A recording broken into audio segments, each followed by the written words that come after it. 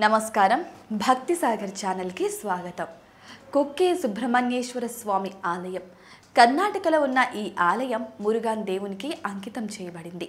శక్తివంతమైన సర్పదోష నివారణ పూజకు ప్రసిద్ధి చెందింది. ఇది నాగదోషం, సర్పదోషం మరియు పితృశాపాలను తొలగిస్తుందని నమ్ముతారు. అలాగే ఇక్కడ శనిదోషం ఉన్నవారు కూడా నివారణ పూజలు చేసుకొని విముక్తిని పొందవచ్చు. అక్షయపురేశ్వర ఆలయం తమిళనాడులోని విలంకులంలో ఉన్న ఈ ఆలయం శివుడికి అంకితం చేయబడింది. కాళ్ళ నొప్పి, వివాహ ప్రతిపాదనలలో అడ్డంకులు, గ్రహ దోషాలతో బాధపడే వారికి ప్రయోజనకరంగా పరిగణించబడుతుంది ఈ ఆలయం.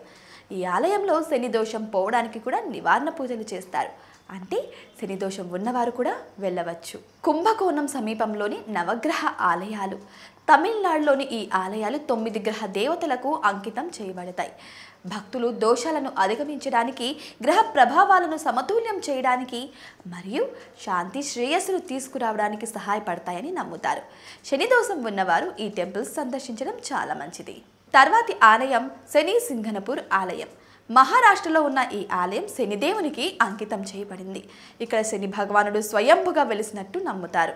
శనిదోష నివారణ పూజ చేయడానికి, శని దుష్ప్రభావాల నుంచి ఉపశమనం పొందడానికి భక్తులు ఈ ఆలయాన్ని సందర్శిస్తారు. దీనివల్ల శని దోషం దూరం అవుతుందని నమ్మకం. తర్వాతి ఆలయం తిరునల్లార్ శనీశ్వర ఆలయం. తమిళనాడులో ఉన్న ఈ ఆలయం శనికి మరో పేరు అయినటువంటి శనీశ్వరునికి అంకితం చేయబడింది. ఈ ఆలయంలో తిలాభిషేకం చేయడం వల్ల శని దోషం ప్రతికూల ప్రభావాలు తగ్గుతాయని నమ్ముతారు. ఇక్కడ శని దోషం పోవడానికి నివారణ పూజలు కూడా చేస్తుంటారు.